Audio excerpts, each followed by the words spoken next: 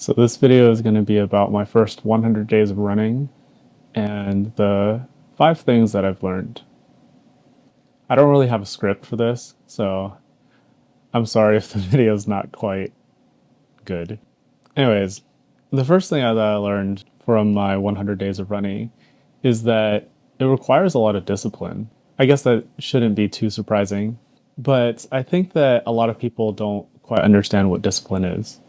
I think discipline really demands that you don't enjoy the thing that you're doing, but then you do it anyways. Like if you drink half a gallon or a gallon of water every day, but you're somebody that loves the feeling of drinking water, I wouldn't consider you to be disciplined. That shouldn't take away from the fact that it's good for you, but that doesn't mean that it requires discipline. So that being said, I will say that these first 100 days of running took a lot of discipline because there were so many days, almost every day, I did not want to do the run.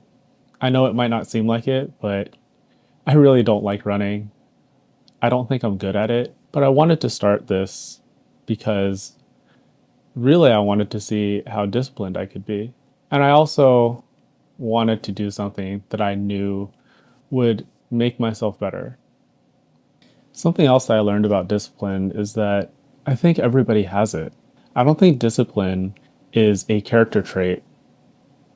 I think it's just something that inherently everybody actually has, and it's a choice to use it or not.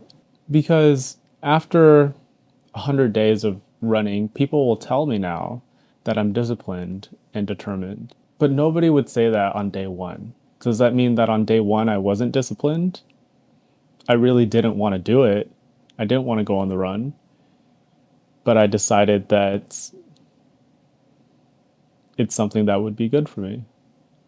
So I think that if you ever wonder whether or not you have discipline, just know that you do. Because that feeling of not wanting to do something is the precursor to discipline. There is something beyond discipline, though, which is the standard. Going beyond discipline, once you just decide that this is what we do and this is the standard we have, then there's no more motivation required. There's no more discipline or inspiration because doing these runs is just the standard. It's just something you do. And I like to compare it to brushing your teeth all the time. Brushing your teeth is something that everyone knows is good for you, but it doesn't require any brain power. I think for most people, it doesn't require any brain power or any motivation or any discipline for that matter, because it's just a given. You wake up and you brush your teeth. You go to bed, you brush your teeth. It is the standard that you live by. And after doing so many days in a row of running and not wanting to run, eventually your brain or your body just gets past the idea of not wanting to do it. And maybe it's something like you're just getting numb to the idea of running every day, but it just becomes the standard. And I can't tell you how many times I have come home from a long day and it's 11 p.m. or it's midnight and I do my run anyways. There's no complaining, there's no whining, there's no procrastination because it's just the standard. That's been more recent, but it has been an interesting change. Let's change up the location. I'm getting a little tired of sitting here. All right, I moved out to the backyard because I just didn't want to stay in my room all day. Anyways, the third thing that I learned is that eating is really important. And it shouldn't be too surprising, but it also matters a lot when I eat. So I found that I feel the best on my runs when I eat about an hour to an hour and a half right before the run. And it doesn't really matter too much what I eat. I've eaten things that are healthy and good for me, and then I've eaten things that are like, Wendy's. Obviously, when I eat healthier, the runs do feel better than when I eat unhealthy food. But in general, eating at all feels way better than not eating. So even if it is just Wendy's and then go for a run, I feel so much better than having eaten nothing. So if you do decide to become consistent in running and go for longer and longer runs, then I would highly suggest that you eat something beforehand. I guess that was a pretty short one, huh?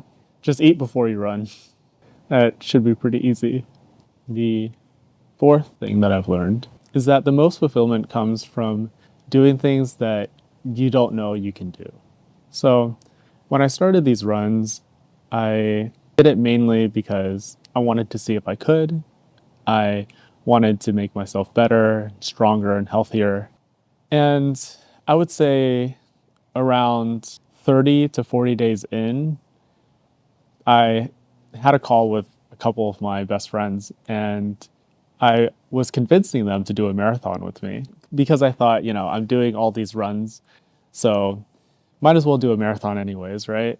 I did one last year and it was a struggle. I barely made it through. I basically walked the last 7 miles of the marathon. And so I also wanted to see if I could do better this year. But I hopped on a call, talked to my friends, convinced them to do a marathon with me. And at some point in the call, they jokingly said, since we've never done a marathon, in order to encourage us, you should do a double marathon, which I thought was insane. And obviously, it was a joke.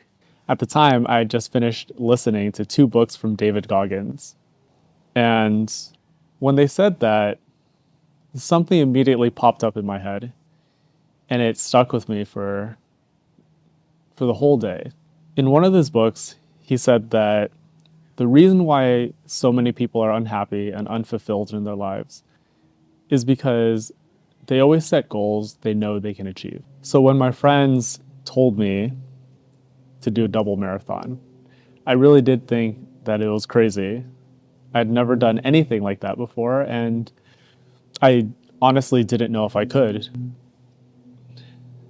So the next day, I ended up signing up for it. It's going to be the San Francisco Ultra Marathon, 52 miles. And the San Francisco course is pretty brutal in terms of hills. But in training for this ultra in mind, I really have felt a bit more fulfilled.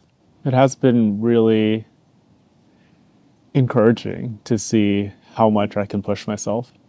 So yeah, number 4, if you don't think you can do it, then you should try anyways. Because even if you fail, you'll get to a place you never thought you could be. The 5th thing I learned is that recovery is really important. Whenever I tell people that I am running every day, and right now it's about 5 miles a day, they always tell me that I should make sure I rest, and they always ask me if I'm afraid to get injured. And I always tell them no, because first of all, I think injury is part of the process and you just work through the injuries. Well, if you don't rest, then you definitely need to make sure that you recover. So what I've been doing is I've been making sure that I also stretch and I roll out every day. I don't wake up feeling like sunshine and rainbows, but I am able to keep doing it every day. And that's enough.